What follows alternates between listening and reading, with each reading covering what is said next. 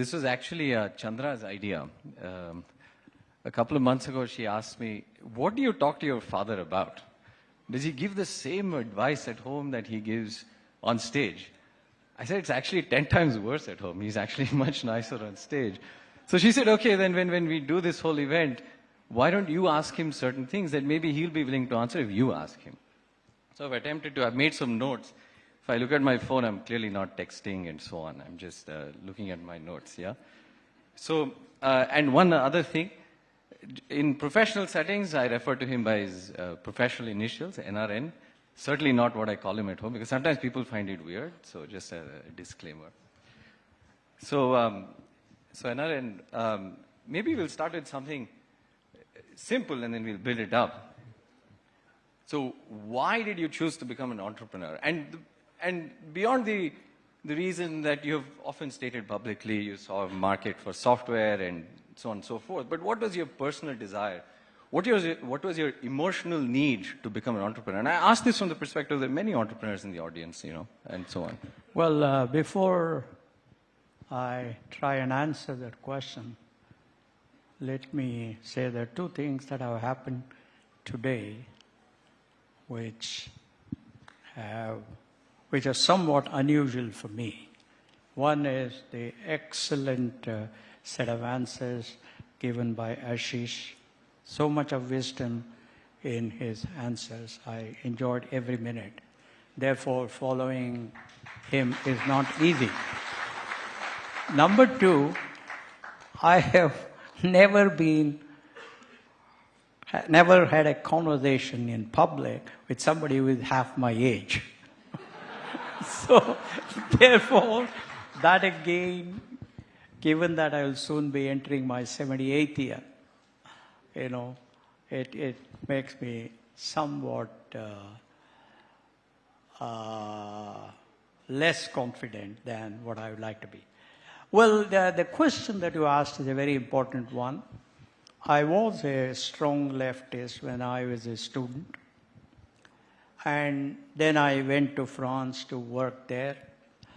And on Saturdays, I went to Sorbonne and had lots of conversations with the capitalists, socialists, and communists. And I finally came to the conclusion that the only way a society can indeed remove its poverty is through the power of entrepreneurship, the power of creating jobs, the power of translating ideas into jobs, power of translating ideas into wealth for some people, investors, and power of enhancing taxes paid to the government. And that was primarily the reason why when I came back, I wanted to conduct an experiment, my first experiment. You were not even born then. So that was a failure, Softronics. And I learned some lessons from that. And the second one has done reasonably well. So, you know, there is often, at least when you read the media, you feel there's an allure around entrepreneurs because if you're a very successful entrepreneur, you make money and so on. It's one side of life. Hold it to you, near you. Sorry, that's one side of life, the success that entrepreneurs see and so on. I would say it to anybody, not just because, okay, please, yeah. So, but can almost anybody become an entrepreneur, or are there certain traits that you feel one must inherently have, or an approach one must have to at least attempt to be an entrepreneur? Well, I think an entrepreneur must have many attributes, and I'll speak only about a few. First, he, as late Robert Kennedy, borrowing the words of George Bernard Shaw said, most people see things as they are and wonder why. I dream of things that never are and then say, why not? In other words, he or she must have the power of imagination. He or she must be comfortable with innovation. He or she must be comfortable with doing something unusual. Second, he or she must have a lot of passion, because passion is what fuels your energy, your enthusiasm, and your ability to run the marathon. Third, the leader must have a very clearly articulatable value system. That's very, very important, because everybody looks up to the leader, everybody looks up to the founder. So therefore, his or her value system must be very clearly articulatable, and he or she must obviously lead by example. And finally, I think because the task of a founder is to convince customers, is to convince employees, to convince investors, he or she must have the ability to articulate reasonably well. Otherwise, it just won't happen. So then does the role of a founder change over time in an organization? Because what you just articulated is at the very beginning. But does that stay consistent? Does that change? Does that evolve? How does a founder's role in a company or in building an organization, how does that evolve? Well, in the beginning, it is all about imagining an idea whose differentiated business value to the customer is better than all other existing ideas. That's most important. Second, as I pointed out earlier, he or she must be able to articulate the power of his idea or her idea to various stakeholders to attract good employees, to attract customers. It's very, very difficult in the beginning because you almost have nothing to talk about. Third, he or she must, once again, I come back to them, he or she must have high aspirations. He or she must have a lot of optimism, lot of hope, because all around you are saying, nahi yaar, ye to nahi chalega. But it is the founder that has to sustain energy from inside and run the marathon. That is the initial part. The next part is selecting employees, some key employees, sometimes called co-founders, and what I call early adopters. And for that, as I pointed out earlier, your job is all about passionately articulating why you are going to change the world. Second, you have to use innovative methods to convince your customer that you, who has really nothing, is indeed better than backing somebody who has everything. You know, in 1983, when we went to MICO, we were competing with very powerful and rich people for the data center operation thing.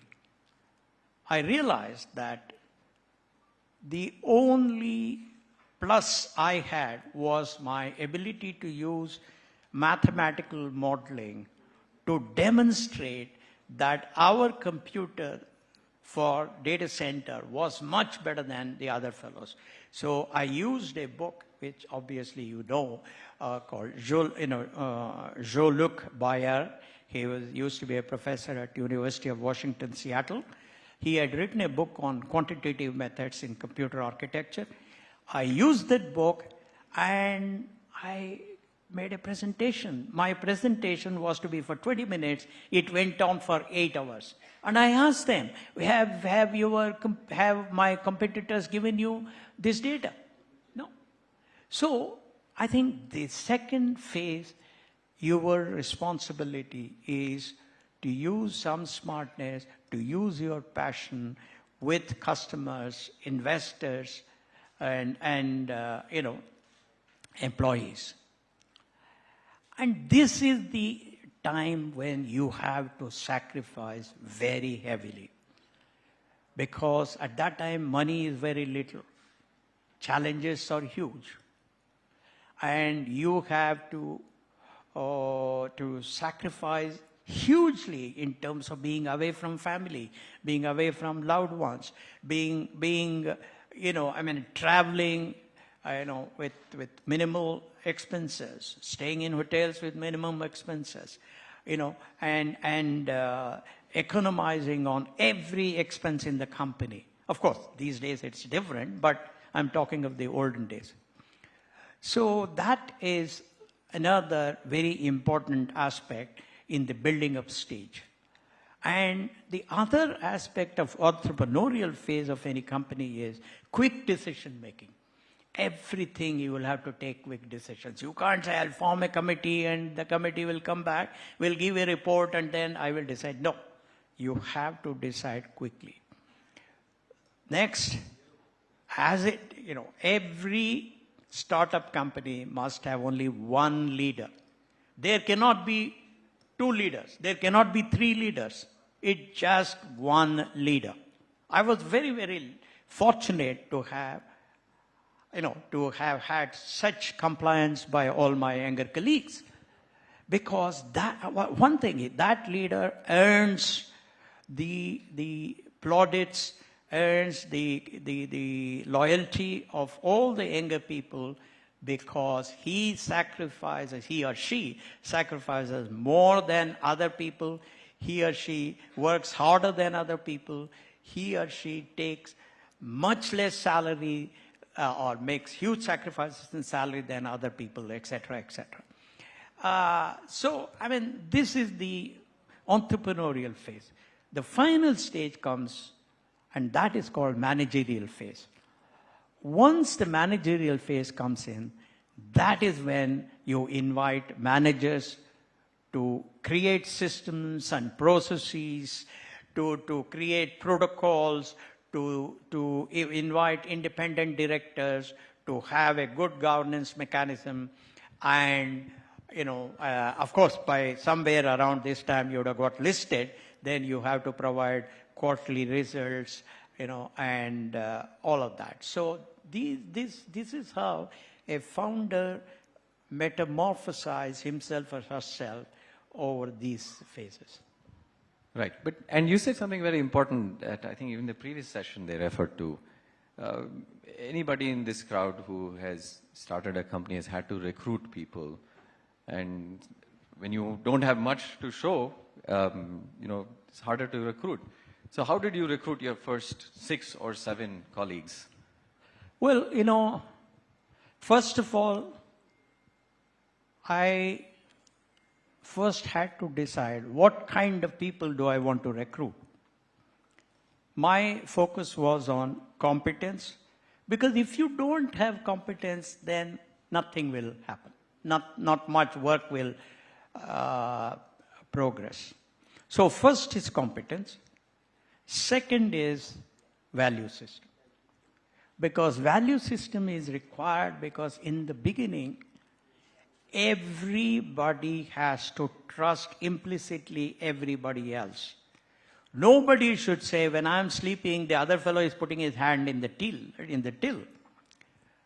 Third, the only thing the employees of the company have are your words. There is no guarantee, nothing, whether this idea will take off or not. So in order to engender such a trust amongst the people that you recruit, you must be authentic. In other words, you have to walk the talk. You must be truthful. You must be trustworthy. You must demonstrate your passion. You must walk the talk. And once you do that and then create a dream, you would have already created a dream. And once you paint the dream in rainbow colors and talk about the good days that will come, if all of us do what is needed together as a team, in unison, then there is a reasonably high probability of people buying your vision. And that vision, at the end of the day, must have something in it for everybody that is in the team. It cannot be that only, 4 of us will make a lot of money and rest of you will suffer. No, it just won't work. So you have to create a vision which is a win-win-win-win, that kind of stuff. And once you do that, then you have selected the right kind of people, and you have convinced them through your passion, through your authenticity, through your storytelling, through the stories of all other wonderful entrepreneurs who have succeeded. And I think you are only enhancing the probability of success. Yes, but you were 35, 2 children, 80s India, No, so... no, you were not yet born. Sorry, one on the way. Oh, yeah. One child and one on the way. And if it didn't work, maybe you'd be a 40 or 42-year-old mid-level manager at most at that point in 80s India. I can't imagine there was a market for hiring a lot of those people in software those days. No. So the risk for you is very high. And then, on the other hand, most of your initial younger colleagues were early 20s. They presumably had more options. So how did you convince, at least tell us one or two of them, how did you convince them that, hey, they should listen to this 35-year-old versus pretty much doing whatever else they wanted to do? Yeah. Look, I was the head of software at Patni Computer Systems Limited, and all these guys, I had hired them. Well, Chris was one person who was hired by Ashok Patni from IIT Madras, but the rest of them I had hired. And they were all 5, 6 levels below me. For example, Nandan I hired as a software engineer trainee. Shibu I hired as a software engineer. Dinesh I hired as a software engineer. Ashok Arora I hired as a software engineer trainee. Raghavan I had hired, etc., etc. Now, when I started out on this journey, they all knew that I was earning a much, much, much higher salary than all of them. Number two, they also, in some way, I was not talking as much as I do today, they realized by my action that I had a big dream. And I also talked to them about how there was going to be an extraordinary revolution in the US in terms of super mini computers and OLTP transaction monitors and relational databases on those super mini computers, how the departments of large computers and mid-level corporations and small corporations were going to embrace computing technology for commercial applications in a big way. And the US was going to be eternally short of technical manpower. And we in India had lots of youngsters who were smart but had no jobs. So therefore, I gave them a reasonably convincing argument that the future of this company would be better, because they also knew that I had failed in my first attempt. And I had explained to them that there was no market at that time, because there were very few computers in India. I was looking at the domestic market. And therefore, when I gave this argument, they understood that we were going to look at exports, we were going to look at the most dynamic market in the world, the most competitive market in the world, etc. That's how it is. Because I was talking to a couple of founders, and we've all had this experience where we have to actually convince parents of some of the folks saying, no, you should let your child join, it'll be okay, and so on. Was that experience true back then as well, or is that more of a recent phenomenon? We have to convince the family, hey, it's okay. I mean, I imagine it must be even harder then than now. You know, it's very interesting, Rohan. We were 8 children. My mother was always in the kitchen. Because she cooked on wood stove. morning 6 a.m. to night 9 p.m. And father took his government job too seriously. He was away in the office from 8 a.m. to evening 8 a.m. At home also there would be fellows waiting. So somehow that environment gave us a lot of freedom. They didn't ask us, what are you going to do? Have you eaten well? Have you slept well?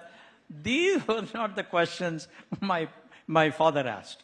No, I meant in terms of the families of any of the people you had to recruit. Did you have to convince them and or their families or their friends, their social environment, that, hey, it's acceptable for you to go work at this unknown random company? I mean, I can't, in a market starved for jobs, that cannot be a simple decision. No, I will tell you. I'll tell you. I was very, very lucky in that I had the support of my wife, your mother. When I resigned on her birthday, I still remember 19th August 1976, I met her. I said, happy birthday, and then I said, I have resigned. But she smiled, as she always does, and she said, not an issue. We will live within whatever means we have. I will fully support you, and you will succeed. So I was away, in some sense, I was away from all the other people that you spoke about. The only person I was very friendly with was my friend, okay? And she was the only person in whom I confided everything that I wanted to do. And she was an unbelievable supporter. Unbelievable supporter. So in some way, my case may not be normal, but I was very lucky to have that person. So then, surely, I mean, building on that, there would be, again, everyone who's built any kind of company, any founder goes through, the buck stops with the founder ultimately, certainly in the early days. They go through tremendous moments of doubt, uncertainty. At least as far as I'm aware, in no interview ever have you admitted to any of that. So surely, and you're not Superman against all belief.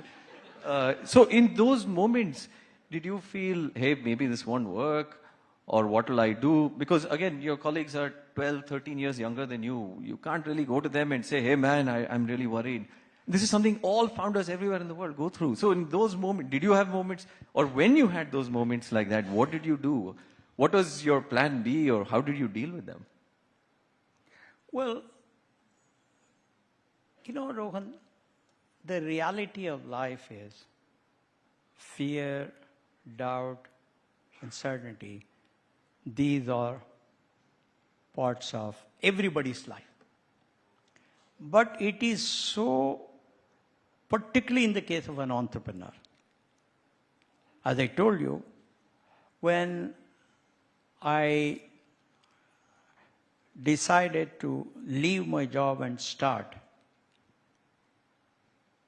I said, look, I've got this wonderful job. I'm getting so much of money. My wife has got a job in telco in Nanavati Mahala in Bombay. Everything is fine. No, already I have failed once. So is this the right thing I'm going to do? It was there. Second, when I had to get the first customer, Database Corporation, there were so many odds against us. There was a lot of fear, a lot of doubt. Third, when we had to get the first domestic customer so that we could have a steady stream of revenue from our data center activity, we were pitted against huge guys. That was also a lot of doubt about self, a lot of fear. When we went public, that was a big time of doubt, fear, uncertainty. whether it will do well or not, whether we'll And make it. And didn't do very well the first time in India. Yeah, I'm saying. And then there was the issue of I had to take a decision in 1995 not to renew the contract with a Fortune 10 company. And at that time, the revenue from that company was forming 25% of our revenue. We had just gone public. And all the other big guys, I don't want to mention their names, but everybody knows who are the top 4 or 5 people, players in our field. All of them signed on the dotted line. I was the only crazy guy. And all my younger colleagues were not in favor of not continuing with it. That was a big moment of fear and doubt. So again, this is what I learned from my wife, and that is, she said, in fact, I still remember, I told all my colleagues who were sitting there that, look, I have to make a call on the landline outside. It was in Taj Residency. I went out, I called her, and I said, look, so far, you have looked after the children, totally. But for the next 4 or 5 years, you have to do it even more of it, because I will be away anywhere between 250 to 300 days in a year, because I am going to take a very tough decision, the toughest in my life. And that will only be possible if you agree with it, because others were not, even Mohan was against it. She said, don't worry, I am always with you. And more importantly, she said, there are times when logic doesn't hold good. There are times when you have to transcend logic and embrace faith. And that is the time when your belief in God will all fructify, because as Bhagavad Gita says, karmanadhikaraste and all of that. That is, do whatever you are supposed to do to the best possible way, in the best possible manner, and leave the rest to God. So I think in some way, in the time when all of you have fear, doubt, and uncertainty, do the best that you can do. Get into further and further detail and delineate. After all, what is uncertainty? Uncertainty is only that the probability of an event is low, or a certain thing.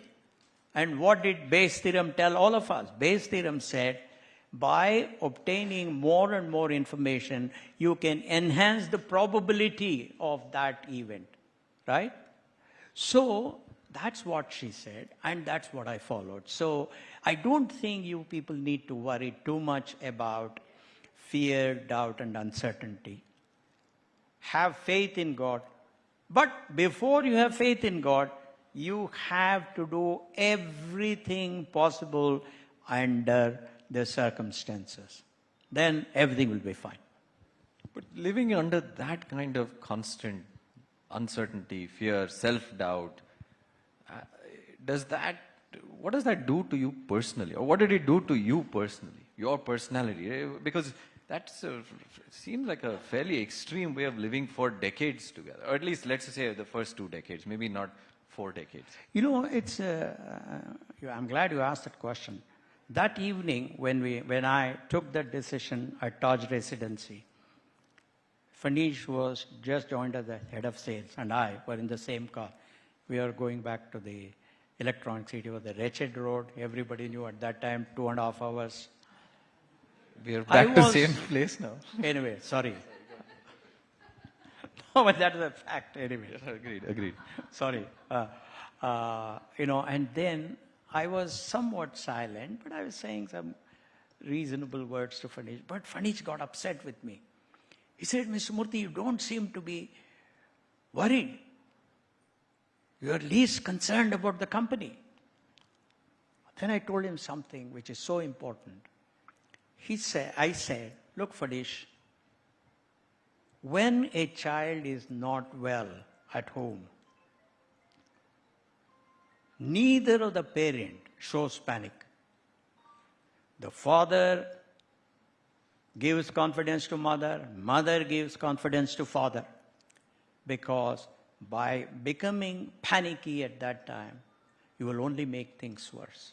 So therefore, one principle I adopted, and that is, when I left the office at 8:30 in the evening and when I was back home by 9 o'clock, by which time you and Akshata would have finished your studies, your mother would have made sure that you've done all your homework and all of that, we would take you to McFast here. And just seeing you people enjoy eating that pizza or whatever, you people wanted, that brought so much of joy and happiness to us. And of course, to boot, while returning, you would lie down on the road in front of that toy shop saying, I want this cement toy. No, but I enjoyed it every minute. I enjoyed it because I needed a light moment. I didn't want a serious moment.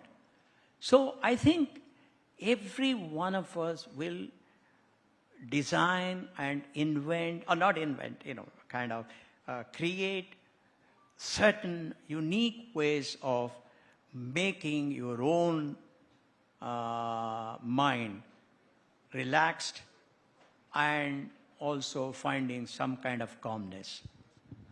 I'm just checking. I don't know how much time we have left. The monitor doesn't show me either. So can someone cue me?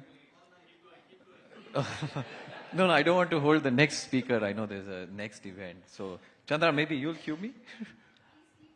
Oh, wow, okay, fine.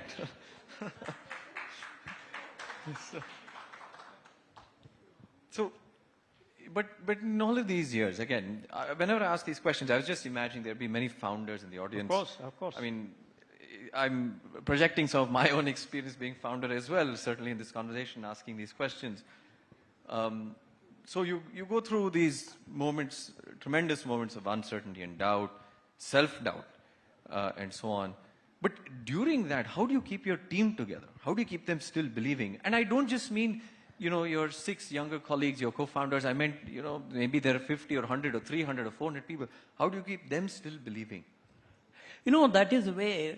Because inside, you will have tremendous self-doubt, but you have to now project confidence to a larger group. No, that's what parents do.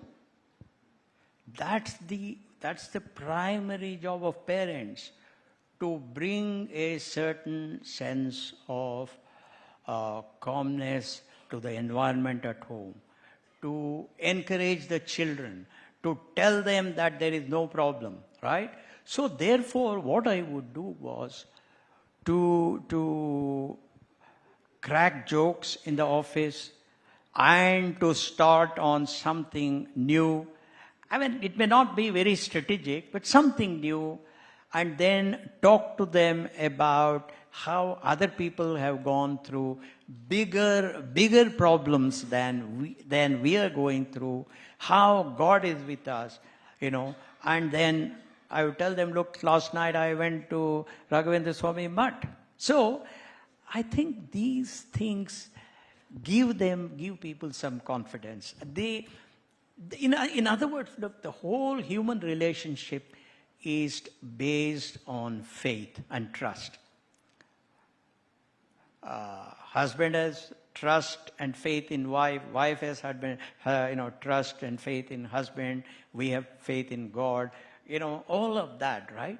So therefore, creation of trust is by showing them how authentic you are, how genuine you are in caring for them, how you are always there to take care of them, by doing very simple things like, let's say we would go to a canteen. There was only one canteen at that time. So I knew that, let's say on one of those days, I'd say Dinesh liked something. So I would give part of my food to him. I would say, Dinesh, please, I know you like it, eat it. So I think small things in life make a lot of difference in raising the confidence, trust, and faith of your youngsters in you. So therefore, we all cannot keep on telling lies, because the moment they think that it is all lie, they won't trust you anymore. So you have to be authentic as much as possible. But you should not be panic. You should not, make them kind of start crying. Right? Yeah. One of the things you always told me is, it's not just entrepreneurship, it's true for all of life, that life is a series of compromises. And you say some of the compromises are geometric progression, some are linear progression, and so on. And I don't know if you'll want to answer this publicly, but I'll still ask you. What is the most significant compromise in your professional life that you've had to make? If you don't answer specifically, you can tell us at least the philosophy behind it. No, I think I will give you a general gyan, because there's so many wonderful entrepreneurs, and they too would face it. See, any group, any team has a portfolio of some people who lack transparency, some people who do not take any bottom line responsibility, some people who are waffling, some people who start biases very quickly, etc., etc. It is always there. Now, the smartness of the leader, which all of you are, is to realize it, and to the extent possible, emphasize the strengths in situations and de-emphasize weaknesses in situations. There is no 100% solution to any of these. Let's say you are in a discussion where you are discussing the next quarter result. Supposing there is somebody who has a habit of leaking. I have come across such people too at Infosys. Not among my co-founders, but somebody else. Now, then the best thing to do is to, in a nice way, without that person losing his face, make sure that he is not part of that discussion. So what you are doing is you are reducing your risk. You are de-emphasizing the weaknesses. So I think that is the only way. I've deliberately not given specific examples, because that's not the purpose of this discussion. Because those examples may not mean anything to any of them. Fair enough. But just switching gears a little bit, right, on top of moving away from all the uncertainty and fear, the positive side, there was an analyst report, I think late 90s, maybe early 2000s, that said Infosys was God's own company. That was the title. And it listed all the first company to give stock options in India. I suspect many people here know. In fact, there had to be some case in the Supreme Court that had to be resolved for this. We won that case. Yeah, to make it possible. Thanks to Mohan. Yeah, thanks to Mohan Das Pai, and that made it possible for all future generation of companies in India to do this. First company to do this, first company to do that, to voluntarily declare quarterly results when it was not really mandated or required for listed companies, and etc., and so on. It feels like, at least to me, when I read these things, a lot of these things come out of the philosophy of the founder, of some kind of philosophy, some kind of culture that the founder must believe in. And then the organization is a manifestation of all of these things. Is that a fair assessment, fair characterization? And if so, then how important is the role of a founder's philosophy in building an organization, in creating a deep culture that permeates through all levels? Oh yeah, you hit the nail on the head. It's extremely important. The founder, at least till he or she retires, has the imprint of his soul on how deliberations take place in the company.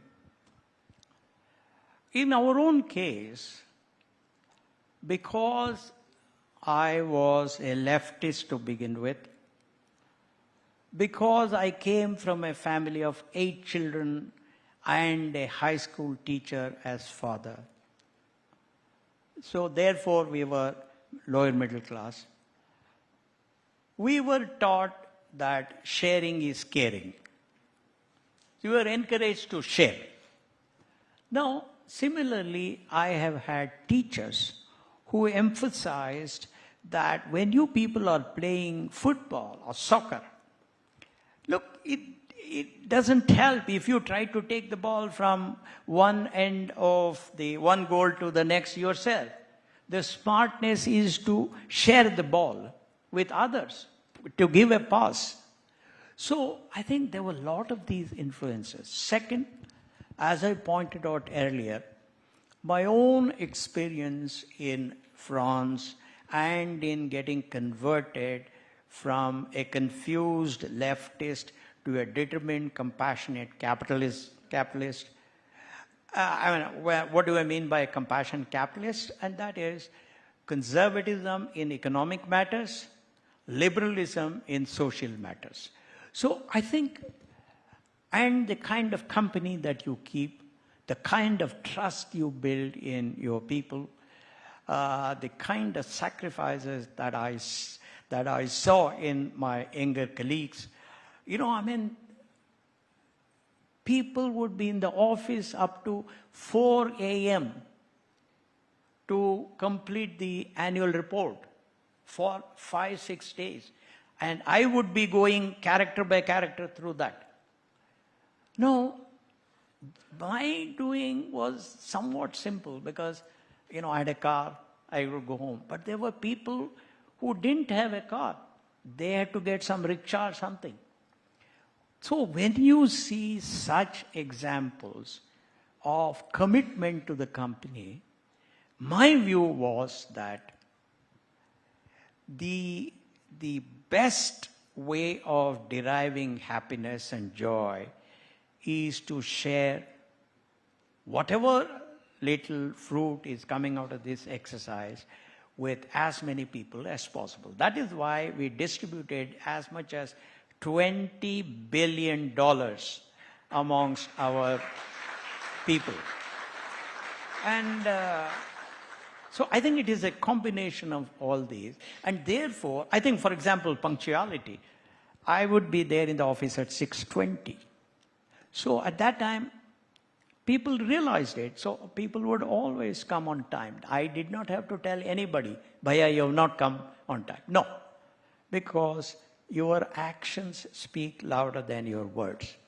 And, excellence. I would go and visit toilets. People knew that this guy is visiting toilets to make sure it's clean. So automatically, it gave a lot of importance to the janitors who cleaned the toilet.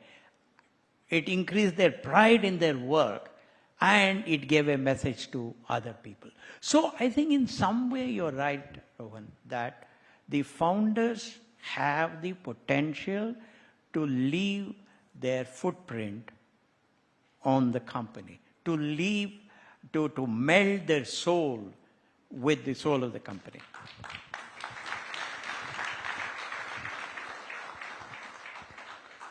So I hope I didn't say something silly because no, I'm not the one to judge. Clearly, the audience is the ones to judge, right? No, but this is in addition to the stock options and so on for everyone, but also at a personal level, right? I've always wanted to ask you, what is it? Is it that you didn't like money? Why do you not choose to keep? Because your cap table, right, looks very different from how all of us modern entrepreneurs would create the cap table. If one were to call it a cap table at your time, but you chose not to keep as much of the company in its very inception. Why is that? I mean, I can't really relate to that decision. No. I mean, I'm projecting here. No, really, I know. I don't know. I mean, the reality is I can only speak for myself. I enjoyed the company of people who are happy. I enjoyed the company of people who felt I was fair to the extent possible. I enjoyed the company of people who thought that it was their company. I enjoyed the company of people who showed more enthusiasm than me in many ways. So I knew that in order to do that, I cannot say that I will keep the major percentage and then you guys do that. That is my personality. I'm not saying there's anything right or wrong about it. These are all personal philosophies. And as I told you, the character that has impressed me most in Mahabharata is Karna. Nobody else. Because of his generosity. So I think that's the way that I grew up.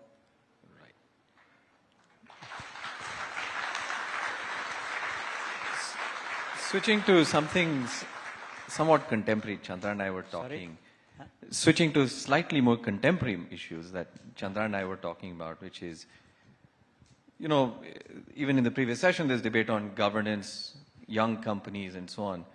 But actually, in some sense, from a younger entrepreneur's perspective, you have to recruit people, you have to succeed in the market, there are lots of difficulties and challenges and problems. Now, on top of that, you have to do good governance as well. So, feels like a lot to do, so is good governance something you worry about in the beginning, or you worry about when you're successful? Or when do you start thinking about good governance for a young company? You don't have to teach a child to start breathing. The child starts breathing when it is born. You don't have to teach a child to cry when it is hungry. It automatically asks, in its own way it cries, and you have to give food.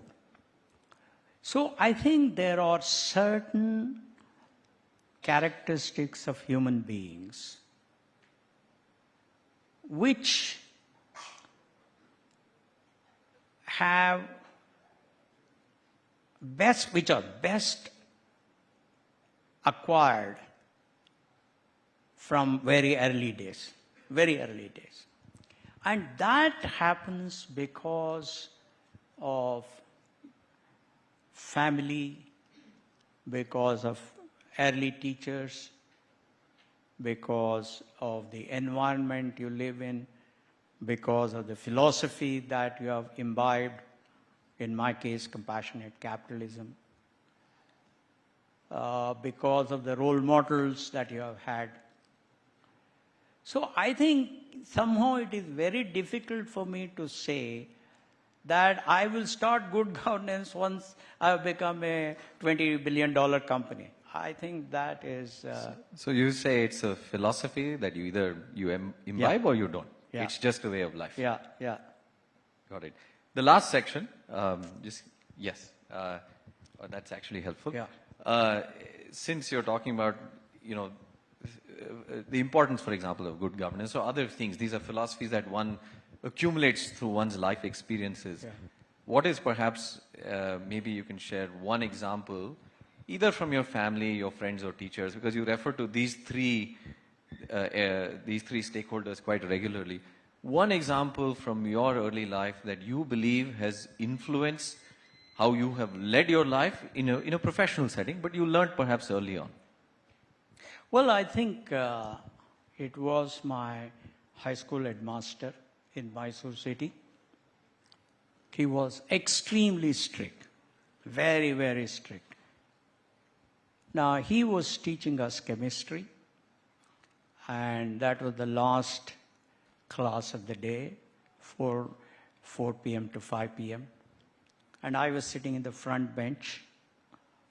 And that day, he was conducting an experiment where he needed to put common salt into a test tube. And he was being very, very careful about the amount of common salt that went into the test tube. I had a friend of mine called Anant Srinivas Prasad who was sitting next to me, and he burst out laughing. So Mr. K.V. Narayan stopped the experiment. He came to our front bench and he said, "Young man, what is so funny about what I was doing?" See, children are generally more honest than elderly people. They have still not acquired the art of lying convincingly. Anant Srinivas Prasad said, "Sir, you are extremely stingy with common salt, which is so inexpensive." That's why I laughed. And then he said something which has lived with me even today, and that is, he said, "Young man, this common salt belongs to this community called Shadavilas High School. It belongs to you, it belongs to me, it belongs to all the 50 students in this class, belongs to all the students in this high school, it belongs to every teacher, every staff. Therefore, I have to treat this common salt with utmost respect." And he said, on the other hand, 5 o'clock our class is finishing. Please come with me to my house. I will give you a glass full of common salt free because that's my personal property. You know, Rohan, you remember Sudha telling a story about my foolishness or idiosyncrasies at 40th year of Infosys. I think you were there, right? I think some of these things stick in your mind. They don't go away. They form indelible mark on your psyche. The whole Infosys was run on that principle. That is, put the interest of the community ahead of your personal interest in everything you do in the short and medium term, and you will be a winner in the long term. So I think that is one thing that has stuck with me, and I think it will be there till I, whatever, go away. Yeah. And last question, and then we are done. So is it ultimately destiny or is it luck for an entrepreneur? You know, I am a very traditional person. I believe in God. Whatever that be, I don't want to enter into arguments with people. I have derived a lot of value from faith because I have been in a lot of situations where I could use logic, and I'm not bad in using logic, reasonably good. But in spite of it, I couldn't find an answer in logic. And that's when I pray, and that has given me a lot of strength. And as I think it was either Emily Zola or Louis Pasteur who said, when God is shy to announce his presence, he comes in the form of chance. Therefore, luck is extremely important. You know, and there are so many classmates of mine who are smarter than me.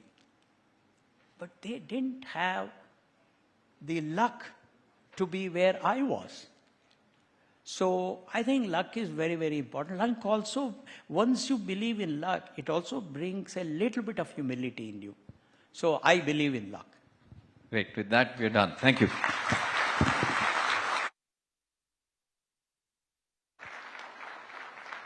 One second. Mr. Murthy, I'm going to request